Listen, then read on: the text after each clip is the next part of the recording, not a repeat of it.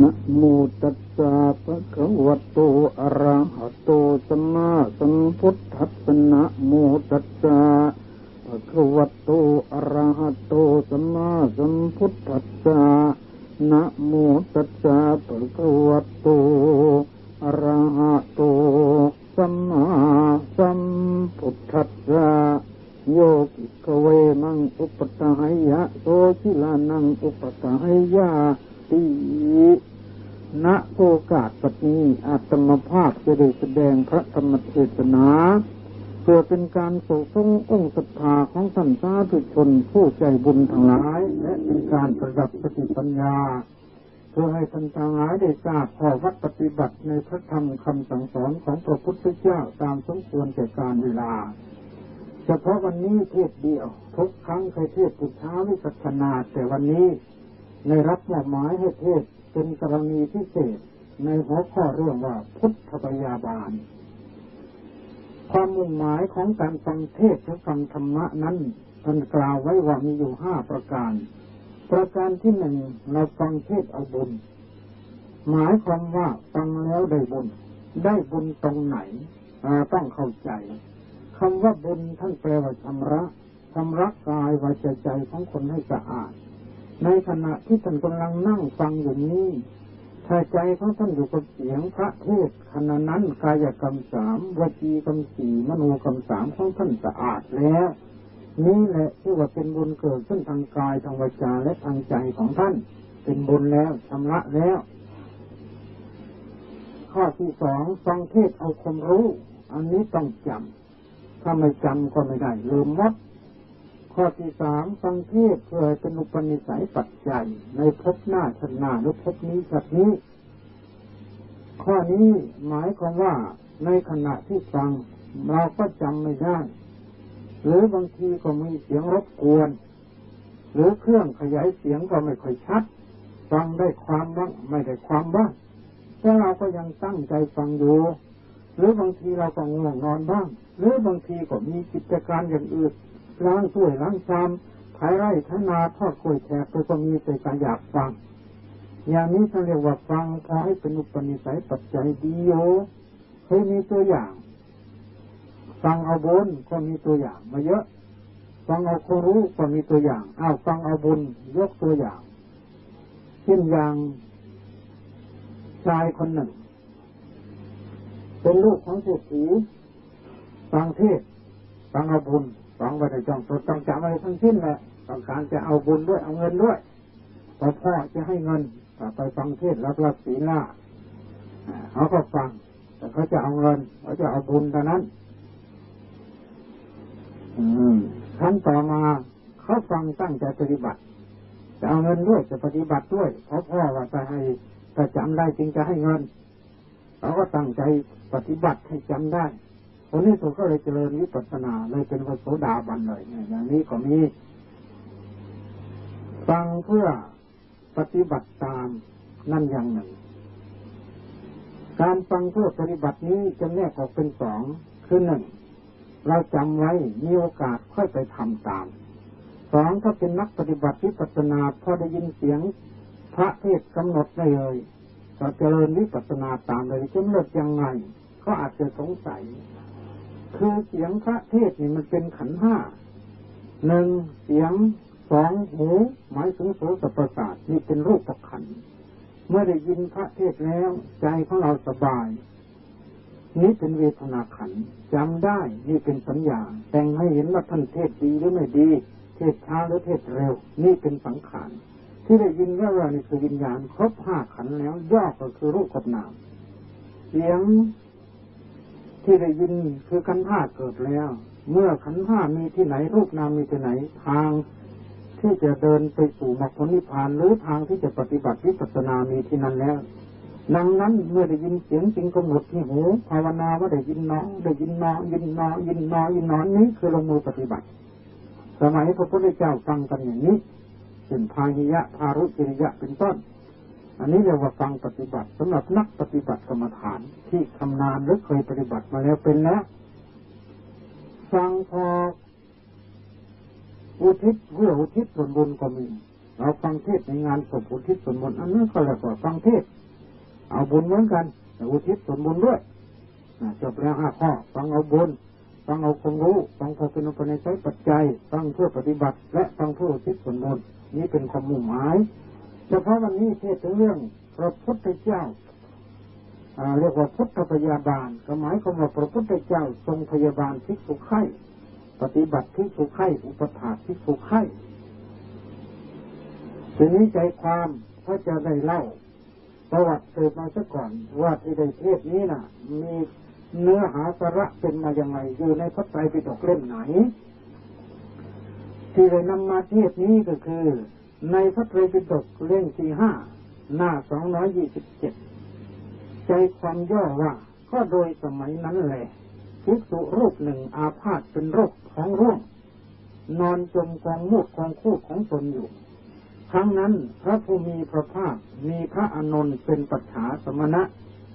เสด็จพระพุทธดำเนินไปตามเสนาสนะได้เสด็จเข้าไปทางที่อยู่ของภิกษุรูปนั้นได้ทอดพระเนตรเห็นภิกษุรูปนั้นนอนจมกองมูดกองคูดของตนอยู่ครั้นแล้วจึงเสด็จเข้าไปใกล้ภิกษุรูปนั้นตรัสถามว่าเธออาพาธเป็นโรคอะไรภิกษุข้าพระพุทธเจ้าอาพาธเป็นโรคท้องร่วงพระพุทธเจ้าค่ะเธอมีผู้พยาบาลไหมเล่าภิกษุไม่มีพระพุทธเจ้าค่ะเพราะเหตุไรภิกษุทั้งหลายจึงไม่พยาบาลเธอเพราะข้าพระพุทธเจ้าไม่ได้ทำอุปการะแก่ภิกษุทั้งหลายฉะนั้นภิกษุทั้งหลายจึงไม่พยาบาลข้าพระพุทธเจ้าพระพุทธเจ้าค่ะพระผู้มีพระภาคเจ้าจึงรับสั่งกับพระอานนท์ว่าอานนท์เธอไปตักน้ำมาเราจะสงน้ำภิกษุรูปนี้พระอานนท์ทูลรับสนอง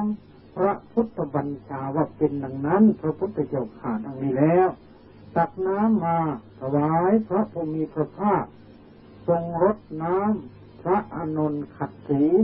พระผู้มีพระภาคทรงยกศีรษะพระอานนท์ยกเท้าวางลงบนเตียงครั้งนั้นพระผู้มีพระภาครับสั่งให้ประชุมภิกษุสงฆ์ในพระเหตุเป็นข้อมูลนั้นในพระเหตุแรกเกิดขึ้นนั้นแล้วทรงสอบถามภิกษุทั้งหลายว่าในวิหารหลังโน้นมีภิกษุอาพาธหรือภิกษุทั้งหลายมีพระพุทธเจ้าค่ะภิกษุรูปนั้นอาพาธเป็นโรคอะไรภิกษุทั้งหลายท่านรูปนั้นอาพาธเป็นโรคท้องร่วงพระพุทธเจ้าค่ะภิกษุรูปนั้นมีผู้พยาบาลไหมนั่งภิกษุทั้งหลายไม่มีพระพุทธเจ้าค่ะเพราะเหตุไรภิกษุทั้งหลายจึงไม่พยาบาลเธอเพราะท่านรูปนั้นไม่ได้ทำอุปการะแก่ภิกษุทั้งหลายฉะนั้นภิกษุทั้งหลายจึงไม่พยาบาลท่านรูปนั้นพระพุทธเจ้าค่ะดูก่อนภิกษุทั้งหลายพวกเธอไม่มีมารดาไม่มีบิดาผู้ใดเล่าจะพยาบาลพวกเธอถ้าพวกเธอจะไม่พยาบาลกันเองใครเล่าจะพยาบาลจึงตรัสว่า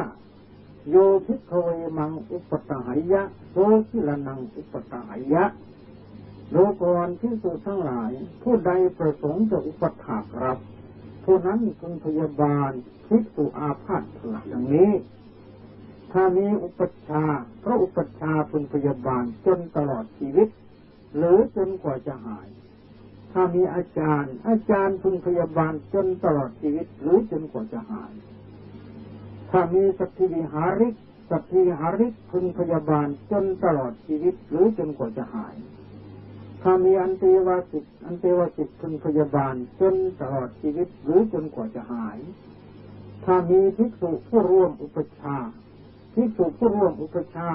พึงพยาบาลจนตลอดชีวิตหรือจนกว่าจะหายถ้ามีภิกษุผู้ร่วมอาจารย์ภิกษุผู้ร่วมอาจารย์พึงพยาบาลจนตลอดชีวิตหรือจนกว่าจะหายถ้าไม่มีอุปชาไม่มีอาจารย์ไม่มีสัตถิวิหาริกไม่มีอันเตวาสิกภิกษุผู้ร่วมอุปชาหรือภิกษุผู้ร่วมอาจารย์ก็ไม่มีสงฆ์ต้องพยาบาลถ้าสงฆ์ไม่พยาบาลต้องอาบัติทุกกฎนี่พระองค์ตรัสไปอย่างนี้ เพราะฉะนั้นเวลาภิกษุสามเณรอาพาธต้องเป็นหน้าที่ของสมภารเจ้าวัดอยู่ใกล้กุฏิใครเป็นหมู่เป็นเพื่อนต้องปฏิบัติอุปถากกันทั้งนั้นทำไมใครทำแล้วก็ปรับอาบัติทุกกฎโดยไม่ต้องมีใครปรับผิดเองเลยอันนี้สำคัญนะเพราะฉะนั้นดูดายกันไม่ได้สำหรับพระภิกษุสามเณรเพราะพ่อแม่ก็ไม่ได้มาบวชด้วยมาอยู่ด้วยกันก็ต้องปฏิบัติอุปถากกันตามเรื่องนี้แล้วพระองค์ยังทรงแสดงองค์ของภิกษุอาพาธที่พยาบาลได้ยากไว้ด้วยมีถึง5 ประการ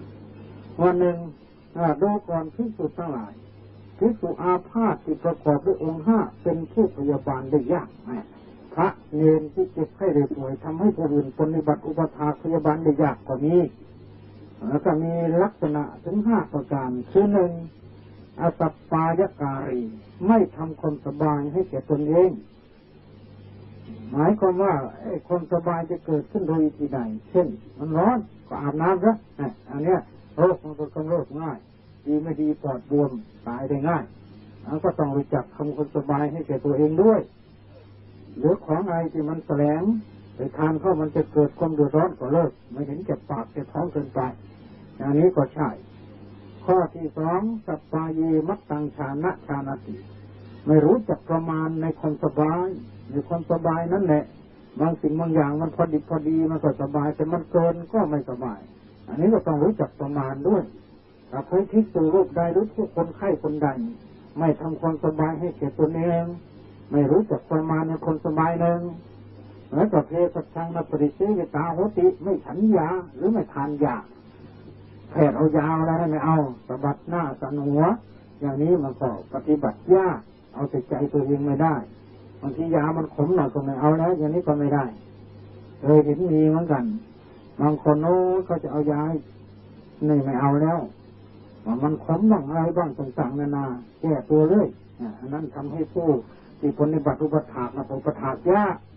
ข้อที่4อัตถกามัตตกิลานุปัฏฐาตัสสะยถาปุตังอาปทังนาวิกตาโหติ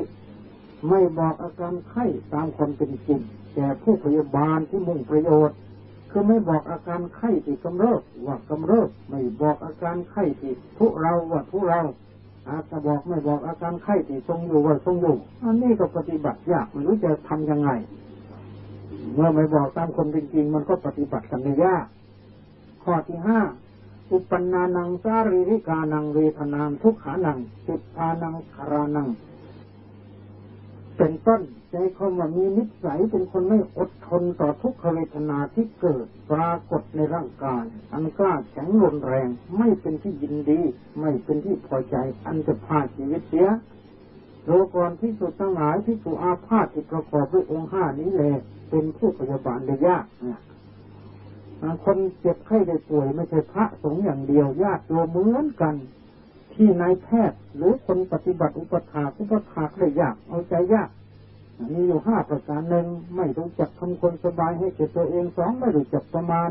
ในการทำคนสบายให้แก่ตัวเอง3ไม่ทานยา4ไม่บอกอาการไข้ตามคนเป็นจริงแต่ผู้ที่ปฏิบัติหรือเป็นแพทย์เป็นหมอไม่บอกเขาว่าความไข้มันกำเริบหรือมันทุเลาลงหรือมันทรงอยู่หรือมันเป็นยังไงไม่บอกตามเป็นจริงข้อที่5มีนิสัยเป็นคนไม่อดทนต่อทุกขเวทนาต่างๆมีแต่บ่นมีแต่ร้องมีแต่คลางเลยไม่อดไม่ทนก็ไม่ดีปฏิบัติอุปถากยากเหมือนกันแล้วฝ่ายองค์ของภิกษุอาพาธที่พยาบาลได้ง่ายหรือคนเจ็บไข้ได้ป่วยที่พยาบาลได้ง่ายตามโรงพยาบาลต่างๆก็เหมือนกันพระพุทธเจ้าตรัสว่าดูก่อนภิกษุทั้งหลายภิกษุอาพาธที่ประกอบด้วยองค์5เป็นผู้พยาบาลได้ง่ายคือ1สัปปายการีรู้จักทำคนสบายให้แก่ตัวเอง2สัปปายมัตตังชานาติรู้ประมาณในคนสบายของตน3เทสัชังปฏิเสวิตาโหติฉันยา4อัตถกามัตตกิลานุปัฏฐากัสสะยถาปุตังอาภาทังหรืออาวิกตาโหติบอกอาการป่วยไข้ตามคนเป็นจริงแก่ผู้พยาบาลที่มุ่งประโยชน์คือบอกอาการไข้ที่กำเริบว่ากำเริบอาการไข้ที่ทุเราว่าทุเราอาการไข้ที่ทรงอยู่ว่าทรงอยู่5ทุกขานังจิตานังคารานัง มีนิสัยเป็นคนอดทนต่อทุกขเวทนาอันกล้าแข็งรุนแรงไม่เป็นที่ยินดีไม่เป็นที่พอใจอันจะพาชีวิตเสียดูก่อนภิกษุทั้งหลายภิกษุอาพาธที่ประกอบด้วยองค์ห้านี้แหละเป็นผู้พยาบาลได้ง่ายสรุปใจความว่าภิกษุอาพาธพยาบาลได้ยากก็มีภิกษุอาพาธพยาบาลได้ง่ายก็มีที่ง่ายนั้นเพราะมันมีคุณสมบัติถึง5 ข้อหนึ่งรู้จักทำคนสบายให้แก่ตัวเอง2รู้จักประมาณในความสบายของตน3ฉันยาหรือทานยากินยา4บอกอาการป่วยไข้ตามคนเป็นจริงแก่ผู้พยาบาลที่มีประโยชน์5มีนิสัยเป็นคนอดทนต่อทุกขเวทนาอันกล้าแข็งนี่เป็นคุณสมบัติของภิกษุผู้เจ็บไข้ได้ป่วยที่รักษาได้ง่ายพยาบาลได้ง่ายทีนี้องค์ของภิกษุผู้ไม่เข้าใจพยาบาล5 ประการหมายความว่าภิกษุที่จะปฏิบัติคนอื่นต้องมีความเข้าใจดีนี้ถ้าไม่เข้าใจพยาบาลผู้อื่นไม่สมควรพยาบาลคนหนึ่งผู้ที่ไม่สมควรพยาบาลคนอื่นนั้นมีคุณลักษณะดังนี้ตามที่พระพุทธเจ้าตรัสไว้ว่าดูก่อนภิกษุทั้งหลายภิกษุผู้พยาบาลไข้ที่ประกอบด้วยองค์5ไม่ควรพยาบาลไข้เลยนี่ไม่สมควรจะพยาบาลคนไข้ถ้าเป็นแพทย์เป็นหมอเป็นนายพยาบาลถ้ามีคุณสมบัติอย่างนี้ไม่สมควรพยาบาลคนไข้1ณปฏิปโลโหติเทสัจจังสังวิภาตุงเป็นผู้ไม่สามารถเพื่อประกอบยาจะให้ยากินก็ให้ไม่ถูกคนหนึ่งเป็นไข้ไปสั่งยาคนอื่นโน้นก็มีบ่อยอย่างนี้ไม่สมควรแล้วหรือให้ยาผิดให้ยาถูกก็แย่2สัพพายาสัพพายังนัชานาติไม่รู้จักของแสลงและไม่แสลงคือนำของแสลงเข้าไปให้กันของไม่แสลงออกไปเสียอันนี้ก็ใช้ไม่ได้3อามิตรสันตโรกีฬานังอุปเทติพยาบาลไข้เห็นแก่อามิตรไม่มีจิตเมตตา4เทคุติโหติอุจจารังวาปัสสาวะเป็นผู้เกลียดที่จะนำอุจจาระปัสสาวะศีระหรือของที่อาเจียนออกไป5นัปฏิปโลโหติเป็นผู้ไม่สามารถจะชี้แจงให้คนไข้เห็นแจ้งสมาทานอาถรรพ์ร่าเริงด้วยคำมีคาถาในการทุกเมื่อโดยก่อนภิกษุทั้งหลายภิกษุผู้พยาบาลไข้ประกอบด้วยองค์5นี้แลไม่ควรพยาบาลไข้โปรดฟังอีกครั้งหนึ่งสรุปใจความว่าผู้ที่จะพยาบาลคนไข้จะเป็นพระก็ตามเป็นแพทย์เป็นหมอตามโรงพยาบาลต่างๆก็ตามเหมือนกันพระพุทธเจ้าแสดงว่าไว้ตรงนี้คุณธรรมดังนี้คือถ้าอย่างนี้เราไม่สมควรนะ1เป็นผู้ไม่มีความสามารถเพื่อจะประกอบยาหรือให้ยาคนไข้2ไม่รู้จักของแสลงและไม่แสลงคือนำของแสลงเข้าไปให้แล้วก็การของแสลงออกเสียอย่างนี้คนไข้ก็ตายคนอย่างนี้ไม่สมควรปฏิบัติแพทย์อย่างนี้หมออย่างนี้ไม่สมควรแล้วกับพระเนรปฏิบัติพระเนรภิกษุไข้ด้วยกันก็ไม่สมควรให้ปฏิบัติแล้ว3พยาบาลคนไข้เห็นแต่อามิตรไม่มีจิตเมตตาเห็นจะได้เอาแต่เงินจะเอาจะสิ่งของแต่อย่างนี้ก็ไปไม่รอดแล้วไม่ไหวแล้ว4เป็นผู้เกลียดที่จะนำอุจจาระปัสสาวะออกบางคนเขาอาเจียนออกก็ทำหน้าจะยิ่งที่ขมวดไม่เต็มอกเต็มใจที่จะเช็ดที่จะถูที่จะล้างให้อย่างนี้ก็ไม่สมควรข้อที่5เป็นผู้ไม่สามารถที่จะชี้แจงให้คนไข้เห็นแจ้งสมาทานอาถรรพ์ร่าเริงโดยทำมีคาถาในการทุกเมื่อเรียกว่าปลอบใจไม่เป็นเวลาเขาทุกข์เขาร้องห่มร้องไห้แสดงกิริยาการพูดปลอบให้จิตใจมันพุ่งแจ่มเบิกบานแจ่มใสได้ไม่เป็นเลยไม่มีธรรมะในใจอย่างนี้ก็ไม่สมควรพยาบาลที่ทุกข์ไข้แล้วพระองค์ก็ทรงแสดงองค์ของภิกษุผู้เข้าใจคือสมควรที่จะพยาบาลที่ทุกข์ไข้คนเจ็บไข้ได้ป่วยได้กำลังใจโรคภัยมันก็หายง่ายพระองค์ตรัสไว้ว่าดูก่อนภิกษุทั้งหลายภิกษุผู้พยาบาลไข้ที่ประกอบด้วยองค์5ควรพยาบาลไข้คือนี่ภิกษุผู้สมควรหรือนายแพทย์ที่สมควรพยาบาลที่สมควรปฏิบัติคนไข้และต้องมีคุณธรรม5 ข้อ หนึ่งปฏิภโลโหติเทสทังสังวิทาตงเป็นผู้สามารถประกอบยาสองสัปปายะสัปปายาสัปปายังชานาติรู้จักของแสลงและไม่แสลงคือกันของแสลงออกนำของไม่แสลงเข้าไปให้สามเนติจิตโตศิลานังอุปถาติอุปเทติโนอามิสันตโรมีจิตเมตตาพยาบาลไข้ไม่เห็นแก่อามิตรทีอาชีคุตขีโหติอุจารังวาปัสสาวังวาชีรังวาวันตังวานีหาตงเป็นผู้ไม่เกลียดที่จะนำอุจจาระปัสสาวะศีละหรือของที่อาเจียนออกไปเสียห้าปฏิปโลโหติจิรนังกาเรนะกาลังธรรมนิยากถายะสัมปเสตงสมาทเตตุงสมุตเตเกตุงสัมปหังเสตงเป็นผู้สามารถที่จะชี้แจงให้คนไข้เห็นแจ้งสมาทานอาถรรพ์ร่าเริงด้วยธรรมิกถาในการทุกเมื่อดูก่อนภิกษุทั้งหลายภิกษุพยาบาลไข้ที่ประกอบด้วยองค์ห้านี้แหละควรพยาบาลไข้นี่ว่าถึงหน้าที่ของภิกษุผู้ที่จะพยาบาลภิกษุไข้สมณเณรไข้หรือว่าหน้าที่ของแพทย์ของหมอของผู้ช่วยพยาบาลนางพยาบาลที่สมควรที่ตั้งอยู่ในคุณธรรมห้าข้อนี้เราสมควรแท้ที่จะพยาบาลคนไข้คนเจ็บคนป่วยคุณธรรมห้าข้อนั้นคือหนึ่งเป็นผู้สามารถประกอบยาหรือให้ยาได้สองเป็นผู้รู้จักของแสลงไม่แสลงของอันไหนแสลงเอาออกเสียของแสลงไม่แสลงเอาเข้าไปให้เถิดสามมีจิตเมตตาพยาบาลคนไข้ไม่เห็นแก่อามิตรไม่เห็นแก่สินจ้างรางวัลไม่เห็นแก่เงินแก่ทองเห็นแก่ชีวิตของเพื่อนมนุษย์เห็นแก่มนุษย์ที่จะทำคือเป็นผู้ไม่เกลียดคือไม่รังเกียจต่ออุจจาระปัสสาวะศีละน้ำมูกน้ำลายที่เยี่ยวต่างๆหรืออาเจียนที่ก็อาเจียนออกมาอย่างยินดีที่จะเช็ดที่จะล้างที่จะคนสะอาดให้ห้า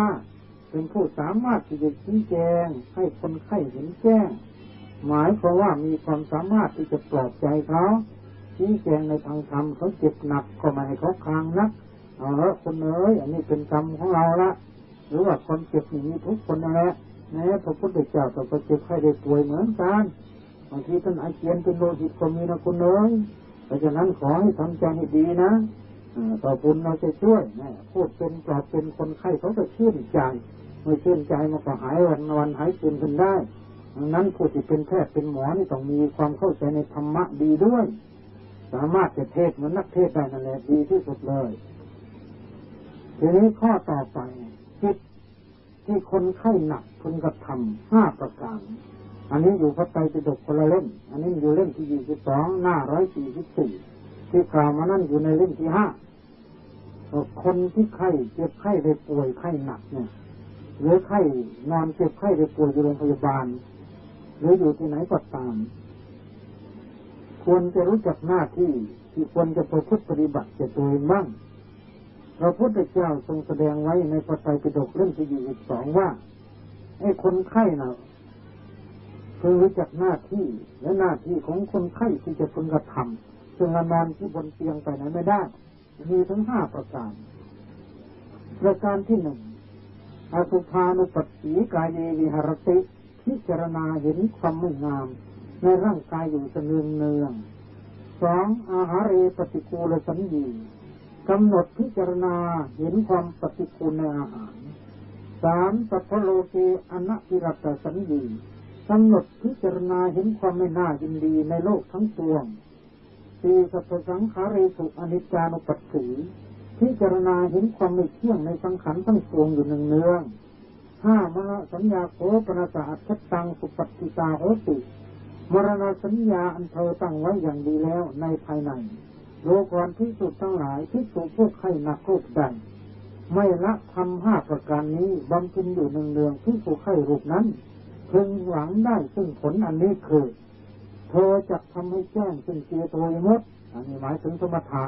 อันหาอาสวะมิได้ด้วยปัญญาอันยิ่ง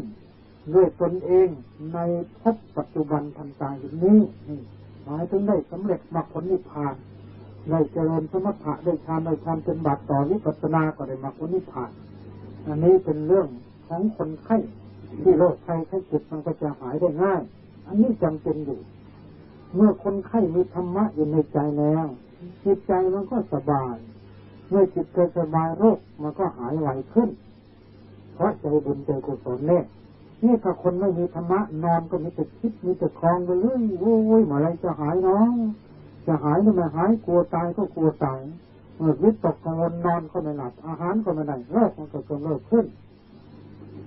มีบางคนที่เข้าใจธรรมะ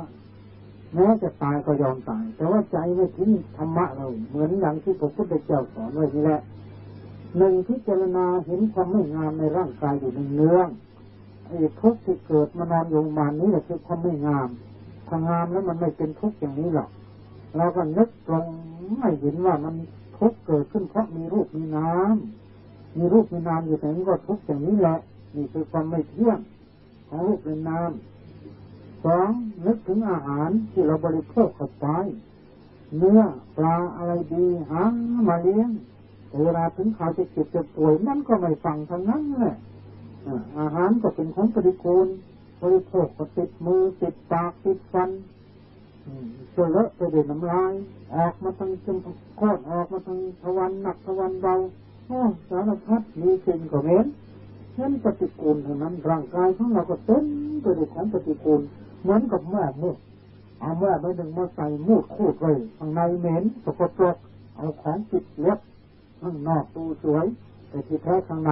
แตกออกมามีแต่ของปฏิกูลทั้งนั้นร่างกายเราก็เหมือนอย่างนี้นอนพิจารณาปรงกรรมฐานในอาหารที่เราบริโภคเสร็จแล้วกำหนดความการพิจารณาเห็นความไม่น่ายินดีในโลกทั้งหลายสังขารโลกคือสังขารสัตวโลกคือหมู่สัตว์โลกาตโลกคือแผ่นดินมันล้วนจะเป็นอนิจจังทุกขังตาทั้งนั้นไม่น่ายินดียินร้ายตรงไหนเลยข้อที่สี่พิจารณาถึงความไม่เที่ยงในสังขารทั้งปวงคือร่างกายของเรามันมีเกิดมีแก่มีเจ็บมีตายอยู่อย่างนี่แหละทุกลมหายใจเข้าออกข้อที่ห้าให้ตั้งใจไว้อย่างเด็ดเดียวในร่างกายของเรานี่ว่าเราต้องตายแน่ไม่ตายวันนี้ก็พรุ่งนี้เดี๋ยวนี้ก็ตายอยู่หายใจไปเข้าคนหนึ่งก็ตายหายใจออกก็ตายคนนี้คนมันก็ต้องตายแน่นึกถึงความตายอย่างนี้บ่อยๆจิตใจก็เกิดสมาธิขึ้นมาโรคที่เป็นน้อยก็หายที่เป็นมากก็หายอันนี้อาศัยสักกัตตวาธรรมรัตนังโอปทังอุตมังวรังพระธรรมของพระเจ้าเป็นโอสถขนาดนี้สุดนี่เป็นพระพุทธเจ้าได้ปฏิบัติพยาบาลภิกษุไข้เสร็จแล้วก็ยังได้เทศโปรดแสดงอาการแสดงลักษณะแสดงคุณสมบัติของภิกษุอาพาธที่รักษาได้ยากพยาบาลได้ยากแสดงคุณสมบัติของภิกษุอาพาธที่รักษาง่ายพยาบาลง่ายนอกนั้นแสดงคุณสมบัติของภิกษุที่ไม่สมควรพยาบาลภิกษุไข้แล้วก็แสดงคุณสมบัติของภิกษุที่สมควรพยาบาลภิกษุไข้แล้วก็แสดงถึงหน้าที่ของคนไข้คนเจ็บอยู่โรงพยาบาลควรจะประพฤติปฏิบัติตัวยังไงจึงจะเป็นเหตุให้รักษาโรคภัยไข้เจ็บง่ายขึ้นโรคหายไวขึ้นถึงตายก็ไปดีพระองค์ก็แสดงไว้มุ่งทุกแง่ทุกมุมจบไปแล้วที่นี่ตัวอย่างที่พระพุทธองค์ได้ทรงพยาบาลภิกษุไข้เป็นเรื่องพระโพธิคัตตจิตเถระเมื่อพระศาสดาประทับอยู่ในกรุงสาวัตถีทรงปรารภพระเถระชื่อว่าโพธิคัตตจิตเถระดังต่อไปนี้กุลบุตรชาวเมืองกรุงสาวัตถีผู้หนึ่งฟังธรรมกถาในสำนักของพระศาสดาได้บรรพชาอุปสมบทแล้วถวายชีวิตในพระพุทธศาสนาได้ชื่อว่าพระจิตเถระเมื่อโดยการเวลาล่วงไปโรคได้เกิดขึ้นในสรีระของท่านต่อมทั้งหลายประมาณเท่าเมล็ดผักกาดผุดขึ้นต่อมเหล่านั้นโตขึ้นโดยลำดับประมาณเท่าเมล็ดถั่วเขียวเท่าเมล็ดถั่วดำเท่าเมล็ดกระเบาเท่าผลมะขามป้อมประมาณเท่าผลมะตูมแตกแล้วสรีระทั้งสิ้นได้เป็นช่องเล็กช่องน้อยชื่อของท่านเกิดขึ้นแล้วว่าพระโพธิคัตตจิตเถระแปลว่าพระจิตเถระผู้มีกายเน่าต่อมาอีกกระดูกของท่านแตกแล้วท ท่านได้เป็นผู้ที่ใครๆปฏิบัติไม่ได้ผ้านุ่งและผ้าห่มเปื้อนหนองและเลือดได้เป็นขึ้นกับขนมร่างแหพวกภิกษุมีสัจจิวิหาริกเป็นต้นไม่อาจจะปฏิบัติได้จึงพากันทอดทิ้งแล้วท่านเป็นผู้ไม่มีที่พึ่งจึงนอนทนทุกข์ทรมานอยู่ในที่นั้นเองพระพุทธเจ้าทรงพยาบาลและทรงแสดงธรรมโปรดก็ธรรมดาว่าพระพุทธเจ้าทั้งหลายย่อมไม่ทรงละการตรวจดูสัตวโลกสิ้นสองวาระคือหนึ่งในการใกล้นั้นโตขึ้นโดยลำดับประมาณเท่าเมล็ดถั่วเขียวเท่าเมล็ดถั่วดำเท่าเมล็ดกระเบาเท่าผลมะขามป้อมประมาณเท่าผลมะตูมแตกแล้วสรีระทั้งสิ้นได้เป็นช่องเล็กช่องน้อย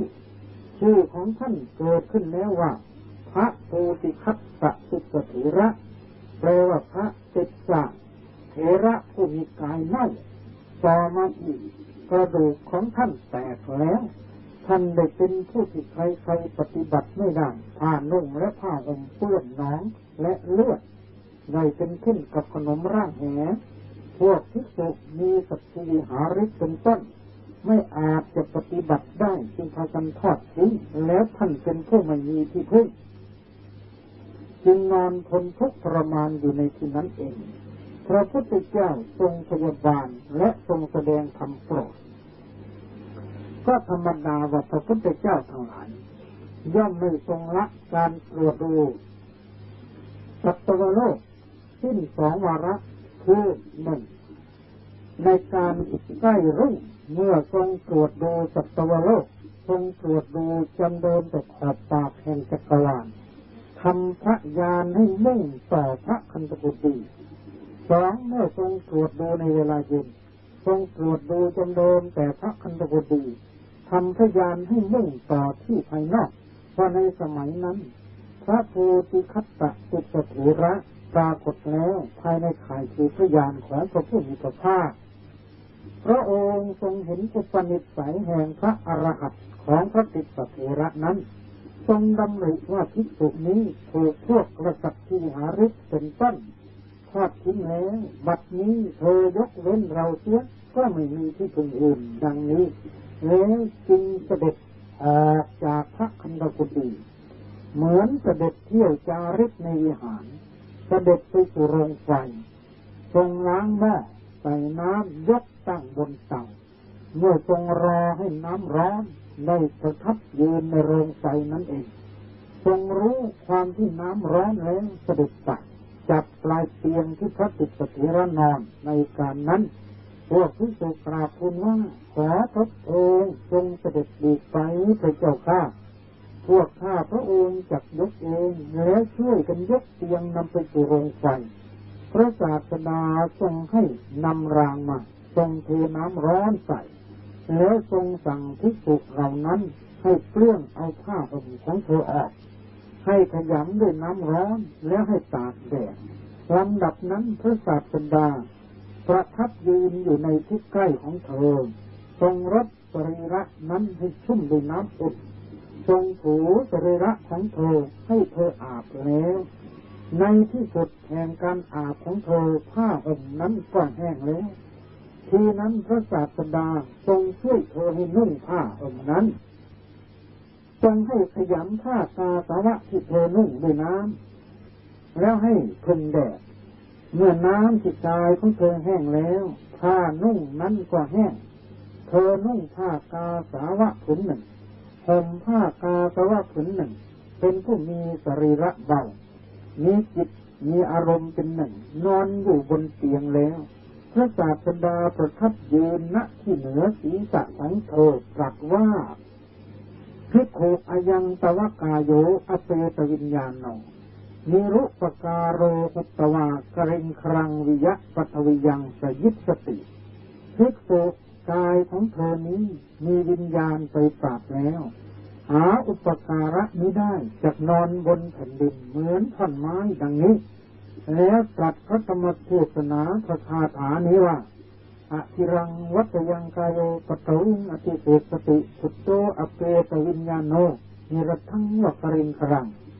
ไม่นานหนอกายนี้จะนอนทับแผ่นดินกายนี้มีวิญญาณไปปราบอันบุคคลทิ้งแล้วราวกับท่อนไม้ไม่มีประโยชน์ฉะนั้น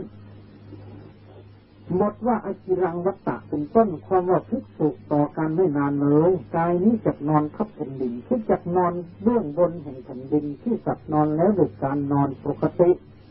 คำว่าชุดโตหรือชุดโดพระศาสดาทรงแสดงเนื้อความว่ากายนี้จะเป็นของที่ว่าเปล่าเพราะปราศจากวิญญาณถูกทอดทิ้งแล้วนอนอยู่เหมือนอะไรเหมือนท่อนไม้ไม่มีประโยชน์อธิบายว่าเหมือนท่อนไม้อันไร้อุปการะไม่มีประโยชน์จริงอยู่พวกมนุษย์ผู้มีความต้องการโดยทัพสัมภาระเข้าไปสู่ป่าแล้วตัดไม้ตรงโดยสันฐานแห่งไม้ตรงไม้คดโดยสันฐานแห่งไม้คดถือเอาเป็นทัพสัมภาระแต่ตัดไม้เป็นโพรงไม้ผุไม้ไม่มีแก่นไม้เกิดเป็นตะปุ่มตะป่ำที่เหลือออกทิ้งไว้ในป่านั่นเองมนุษย์พวกอื่นผู้มีความต้องการโดยทัพสัมภาระมาแล้วคือหวังถือเอาชิ้นไม้ที่ถูกทิ้งไว้นั้นย่อมไม่มีมนุษย์เหล่านั้นแลดูไม้นั้นแล้วย่อมถือเอาไม้ที่มีอุปการะแก่ตนเท่านั้นไม้นอกนี้ย่อมเป็นไม้ถมแผ่นดินอย่างเดียวก็ไม้นั้นคงเป็นไม้ที่ใครๆอาจจะทำเชิงรองเตียงหรือเสียงเท้าหรือว่าตั้งแผ่นกระดานด้วยอุบายนั้นได้ส่วนว่าบรรดาส่วน32ในอัตภาพของเรานี้แม้เพียงส่วนหนึ่งที่ว่าเข้าถึงความเป็นของที่จะถือที่จะพึงถือเอาได้โดยสามารถแห่งอุปกรณ์วัตถุมีเชิงเตียงรองเตียงเป็นต้นหรือด้วยมุกเป็นอุปการะอย่างอื่นย่อมไม่มีเลยกายนี้ปราศจากวิญญาณแล้วต่อวันเล็กน้อยเท่านั้นก็จะต้องนอนเหนือแผ่นดินเหมือนท่อนไม้ไม่มีประโยชน์อะไรเลยฉะนั้นดังนี้แล้วพระโพธิคัตติสเถระนิพพานในเวลาจบพระธรรมเทศนาพระโพธิคัตติสเถระบรรลุพระอรหันต์พร้อมโดยปฏิสัมภิทาแล้วแม้ชนอื่นเป็นอันมากก็ได้เป็นพระอริยบุคคลมีพระโสดาบันเป็นต้นวายพระเถระบรรลุพระอรหันต์แล้วก็ปรินิพพานพระศาสดาโปรดให้ทำสรีระจิตของท่านทรงจุดอัฐิธาตุและโปรดให้ทำพระเจดีย์ไว้พวกภิกษุกราบทูลถามพระศาสดาว่าพระเจ้าข้าพระโพธิคัตติสเถระบังเกิดในที่ไหนพระศาสดาตรัสว่าเธอปรินิพพานแล้วภิกษุทั้งหลายพระเจ้าข้ากายของภิกษุพูดถึงพร้อมด้วยอุปนิสัยแห่งพระอรหันต์เห็นปานนั้นเกิดเป็นกายเน่าเพราะเหตุอะไรกระดูกทั้งหลายแตกแล้วเพราะเหตุอะไร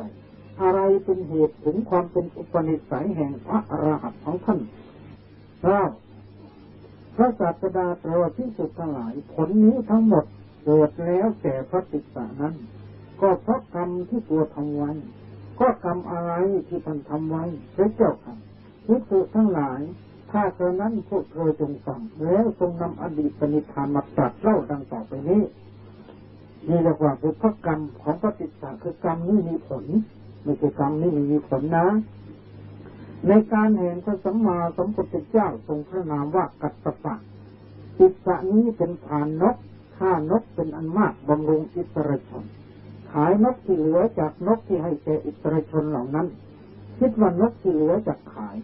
อันเราฆ่าเก็บไว้จากเน่าเสียจึงหักกระดูกแข้งกระดูกปีกของนกเหล่านั้นทำอย่างที่มันไม่อาจจะบินหนีไปได้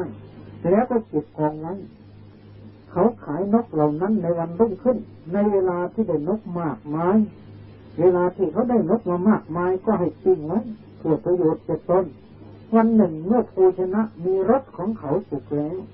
พระขีณาสพองค์หนึ่งเที่ยวไปเพื่อบิณฑบาตได้ยืนอยู่ที่ประตูเรือนของเขาเห็นพระเถระแล้วยังจิตที่เลื่อมใสคิดว่าสัตว์มีชีวิตมากมายถูกเราฆ่าตายก็พระผู้เป็นเจ้ายืนอยู่ที่ประตูเรือนของเราและโภชนะอันมีรสก็มีอยู่พร้อมภายในเรือนเราจะถวายบิณฑบาตแก่ท่านดังนี้แล้วจึงรับบาตรของพระขีณาสพนั้น ใส่โภชนะอันมีรสนั้นให้เต็มบาตรแล้วถวายบิณฑบาตอันมีรสแล้วไหว้พระเถระด้วยเบญจางคประดิษฐ์กล่าวว่าพันเตสุมเหหิทิฏฐธรรมมัสสะมัสสกังสาปุณยัง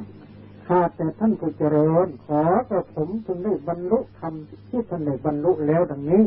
พระเถระได้ทำอนุโมทนาว่าเอวังโหตุขอความปรารถนาของเธอจงสำเร็จเถิดประมวลผลกรรมภิกษุทั้งหลายผลทั้งหมดนั้นสำเร็จแล้วแก่ศิษย์ด้วยอำนาจแห่งกรรมที่ศิษย์ทำแล้วในการนั้นเองกายของศิษย์เกิดเน่าเปื่อยและกระดูกทั้งหลายแตกก็โดยผลของการทุบกระดูกนกทั้งหลายศิษย์บรรลุพระอรหันต์ก็โดยผลของการถวายบิณฑบาตอันมีรสแก่พระชินสพดังนี้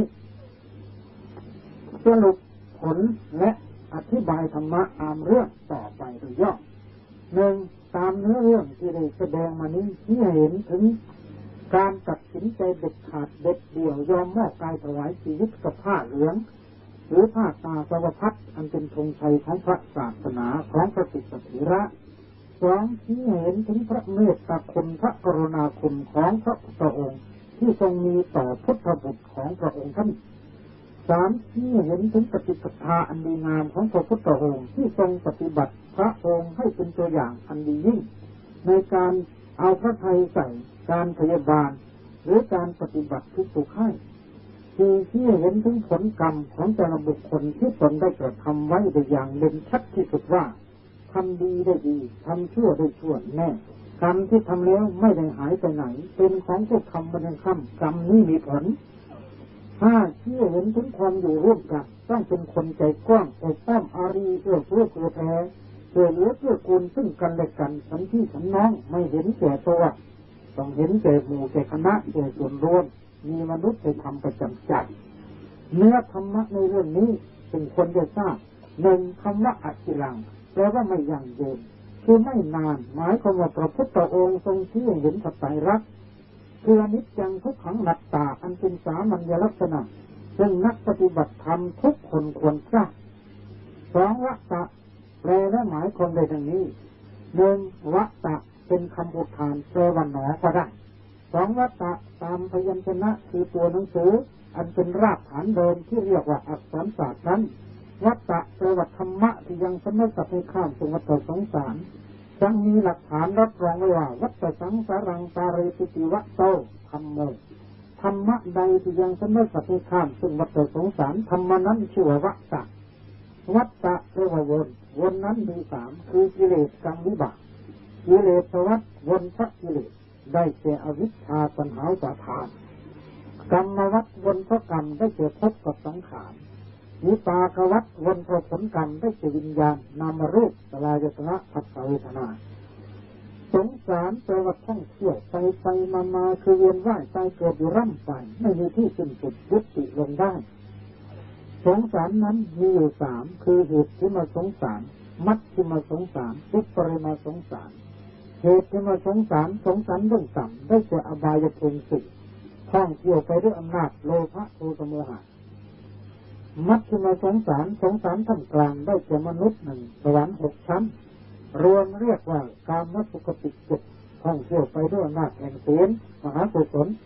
8วิปริมาสงสารเบื้องบนได้แก่พรหมโลก20 ชั้นท่องเที่ยวไปด้วยอำนาจแห่งผลของรูปฌานและผลของอรูปฌานคือผลของสมถะพรหมโลก20 ชั้นคือรูปพรหม16 ชั้นพรหมปริสัทพรหมปุโรหิตมหาพรหมปริตตาภาอัปปมานาภาอาภัสราปริตตาสุภาอัปปมานาสุภาสุภอินนาเวหัพพลาอสัญญสัตอวิหาอัตตปาสุทัสสะสุทธิกนิฐาอรูปพรหม4 ชั้นอากาสานัญจายตนะวิญญาณัญจายตนะอาจินจัญญายตนะเนวสัญญานาสัญญายตนะธรรมะที่ยังสมสัตย์ให้ข้ามวัฏสงสารธรรมะที่ยังสมสัตย์ให้ข้ามวัฏสงสารนั้นได้แก่อริยมรรคมีองค์8คือสัมมาทิฏฐิเห็นชอบสัมมาสังกัปปะดำริชอบได้แก่ปัญญาสัมมาวาจชอบสัมมากัมมันโตการงานชอบสัมมาโยเป็นอยู่ชอบได้แก่ศีลสัมมาวายโมเพียรชอบสัมมาสติเจริญชอบสัมมาสมาธิตั้งใจชอบได้แก่สมาธิ รวมแล้วก็คือศีลสมาธิปัญญาในบุพภาคมรรค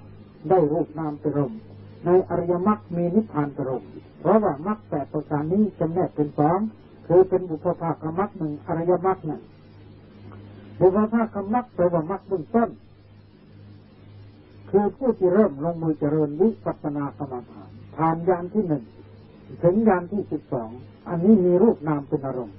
เมื่อถึงอริยมรรคแปลว่ามรรคที่ห่างไกลจากข้าศึกได้แก่มรรคเบื้องบนคือญาณที่14มีนิพพานเป็นอารมณ์ผู้เข้าถึงธรรมะผู้ที่จะเข้าถึงธรรมะเข้าถึงมรรคเหล่านี้ได้มีอยู่ทางเดียวเท่านั้นคือเจริญวิปัสสนากรรมฐานหรือเจริญสติปัฏฐาน4ดังพระบาลีว่าเอกายโนอายังทุกขเวมโคสัตตานังวิสุทธิยาโดยก่อนท่านผู้เห็นภัยในวัฏสงสารทั้งหลายทางสายนี้เป็นทางสายเอกคือเป็นทางเส้นเดียวเท่านั้นที่เป็นไปพร้อมเพื่อความบริสุทธิ์หมดจดของสัตว์ทั้งหลายเป็นไปพร้อมเพื่อดับความโศกเศร้าปริเทวนาการต่างๆเป็นไปพร้อมเพื่อดับความทุกข์ทางกายดับความทุกข์ทางใจเป็นไปพร้อมเพื่อบรรลุมรรคผลนิพพานทางสายนี้คือสติปัฏฐานทั้ง4ดังนี้คำว่าอายังแปลว่านี้คำว่านี้เป็นคำที่ชี้บอกให้รู้ว่าอยู่ใกล้ที่สุดอยู่ไม่ไกลเลยได้แก่ร่างกายอันยาวานาคือของบุคคลทุกคนนี่เองคำว่ากายแปลว่าที่ประชุมแห่งอาการ32มีผมเป็นต้นในวันนี้กระสูตรท่านกล่าวว่าร่างกายนี้เป็นจอมปลวกใจความย่อว่าภิกษุจอมปลวกนี้กลางคืนเป็นควันกลางวันเป็นเปลวพราหมณ์จึงกล่าวกับจิตของตนชื่อสุเมธะว่าสุเมธะเธอจงเอาจอบขุดลงไป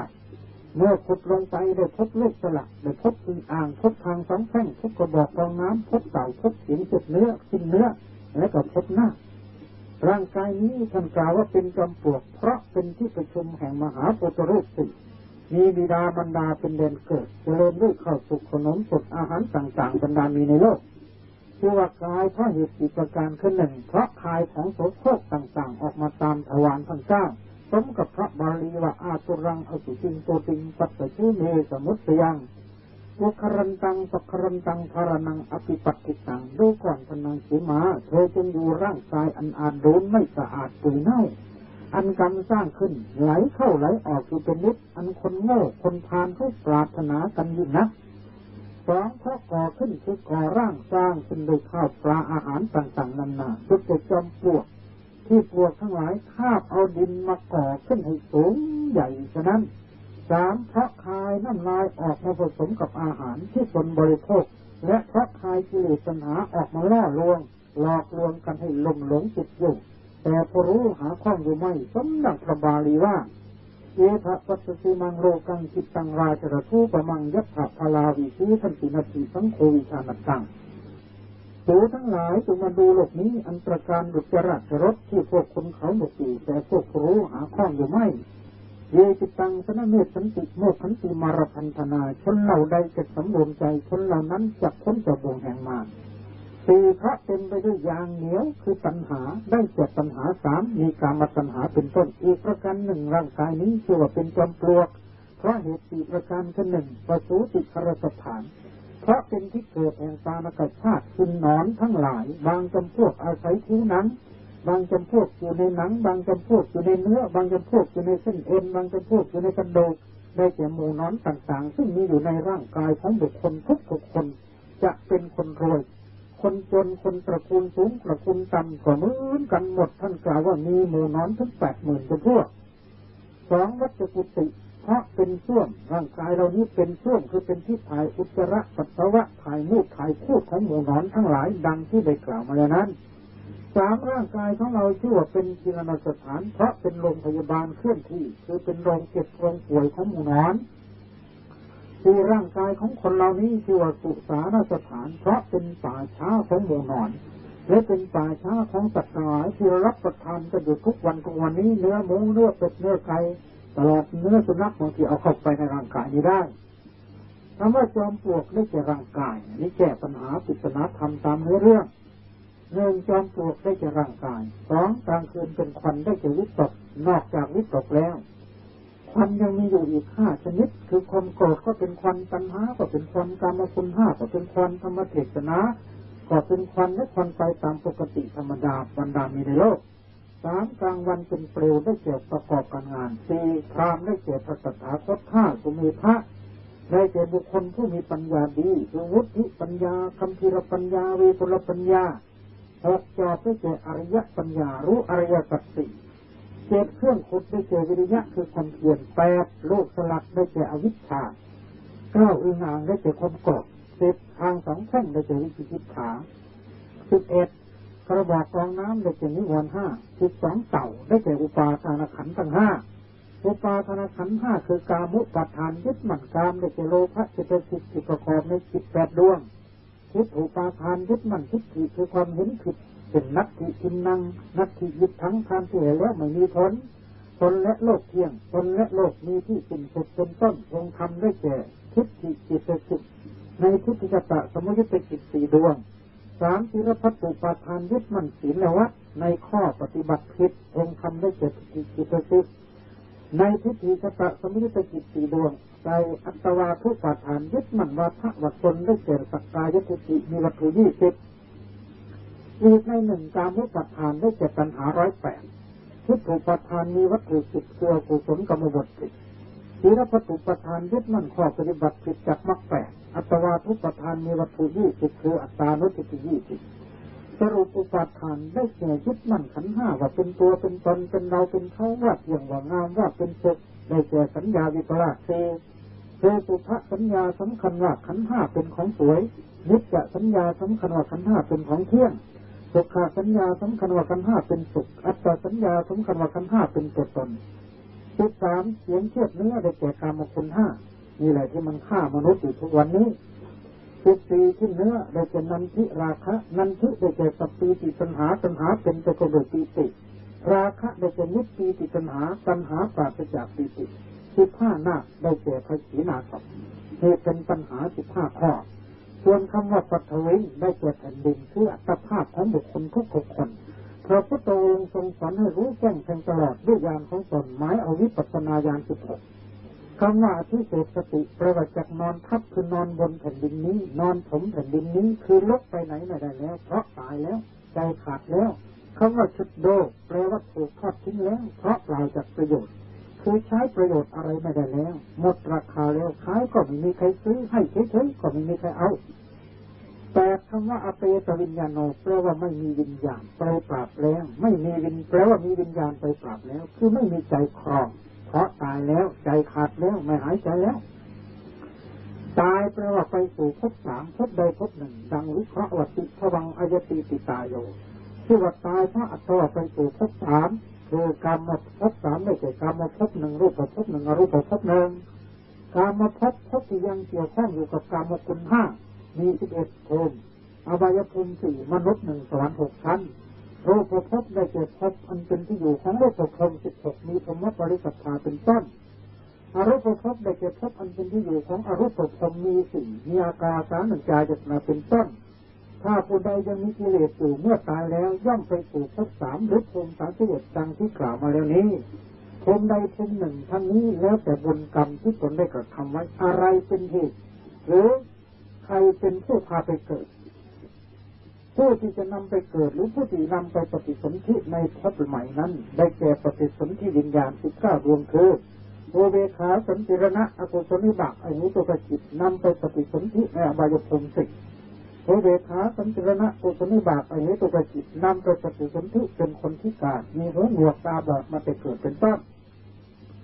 ผลของมหากุศล8เรียกว่ามหาวิบากจิตมี8ดวงนำปฏิสนธิในสุขติภูมิ7ผลของรูปฌาน5เรียกว่ารูปจรวิบากมี5ดวงนำปฏิสนธิในรูปภูมิ16ชั้นผลของอรูปฌาน4เรียกว่าอรูปจรวิบากมี4ดวงนำไปปฏิสนธิในอรูปภูมิ4ชั้นนิรัตเก้านิรัตถังแปลว่าไร้ประโยชน์คือใช้การอะไรไม่ได้เลยจะเอามาใช้ประโยชน์อะไรสักอย่างหนึ่งก็ไม่ได้เช่นจะเอามาทำที่เกียบุรีหรือใส่ดินสอก็ไม่ได้วะมาจากที่วะเป็นคำอุปมาอุปไมยเปรียบเทียบไปเห็นแปลว่าเหมือนเรากับดุจจะประดุจดังเป็นต้นคำว่ากลิงคลังแปลว่าท่อนไม้ยกมาเปรียบเทียบกับร่างกายของคนตายเพื่อให้เข้าใจง่ายขึ้นที่เชื่อเห็นว่าท่อนไม้นี้ชั้นใดร่างกายที่ไร้วิญญาณนี้ก็ชั้นนั้นดังนี้ค คำว่าเจดียังการาเปติแปลว่าโปรดให้ทำเจดีย์คำว่าเจดีย์แปลว่าสิ่งที่ควรเคารพสักการะบูชามีสี่อย่างคือธาตุเจดีย์หนึ่งบริโภคเจดีย์หนึ่งอุเทศิกาเจดีย์หนึ่งคำว่าเจดีย์หนึ่งธาตุเจดีย์ได้แก่เจดีย์ที่ก่อขึ้นเพื่อบรรจุพระบรมสารีริกธาตุของพระพุทธเจ้าเช่นพระเจดีย์ที่นครปฐมธาตุพนมเป็นต้นบริโภคเจดีย์ได้แก่เจดีย์ที่สร้างขึ้นเพื่อบรรจุเครื่องอัฐบริขารของพระพุทธเจ้าวิบัติจีวรเป็นต้นอุเทศิกาเจดีย์ได้แก่พระเจดีย์ที่สร้างขึ้นเพื่ออุทิศต่อพระพุทธเจ้านำพระพุทธรูปไปบรรจุไว้ข้างในเป็นต้นธรรมเจดีย์ได้แก่เจดีย์ที่สร้างขึ้นโดยปราศจากศรัทธาของชาวพุทธจำแนกเป็นสองคือธรรมเจดีย์ที่เป็นวัตถุธรรมเจดีย์ที่เป็นพระธรรมธรรมเจดีย์ที่เป็นวัตถุได้แก่เจดีย์ที่สร้างขึ้นมาด้วยศรัทธาไม่มีพระบรมธาตุไม่มีอัฐบริขารไม่มีพระพุทธรูปมีแต่พระธรรมสุตคัมภีร์พระไตรปิฎกบ้างตามกำลังศรัทธาธรรมเจดีย์คือพระธรรมได้แก่พระธรรม84,000พระธรรมขันธ์ย่อให้สั้นๆได้แก่พระวินัยพระสูตรพระอภิธรรมหรือได้แก่ศีลสมาธิปัญญาย่อที่สุดมีอย่างเดียวได้แก่อัปปมาทะความไม่ประมาทจะยกมาแสดงย่อๆพอเป็นตัวอย่างสัก2 หมวดก็หมดเวลาแล้วขอยุติไว้แต่เพียงเท่านี้ท่านสาธุชนผู้ใจบุญทั้งหลาย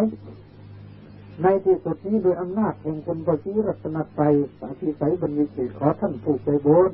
จงอยู่เย็นเป็นสุขปราศจากทุกโศกโรคภัยเจริญในอายุวันนะสุขภละปฏิภาณธรรมสารสมบัติตลอดการเป็นนิจมีดวงจิตสถิตมั่นในสัจธรรมนำตนในผลทุกข์ถึงทุกคนไปบุญด้วยกันทุกท่านเถิดยะถาวะริวหาปุราปริปุเรนติสาครังเอวเมวัยโตตินังเปตานังอุปกัปปติอิจิตังปฏิตังตุมหังคิปะเมวะสมิจจโตสัพเพปุเรนตุสังกปาจันโทปนรโสยถามะนิโชติรโสยถาสัพพิติโยวัจฉันโตสัพพโรโควินัสตุมาเตภวัตวันตรายโยสุขีที่ข้ายุโกภวะอภิวาทนาสีลิสนิจจังมุทธาปจายินโนจตารโรธรรมาวัฏฐันติอายุวันโนสุขังภะลัง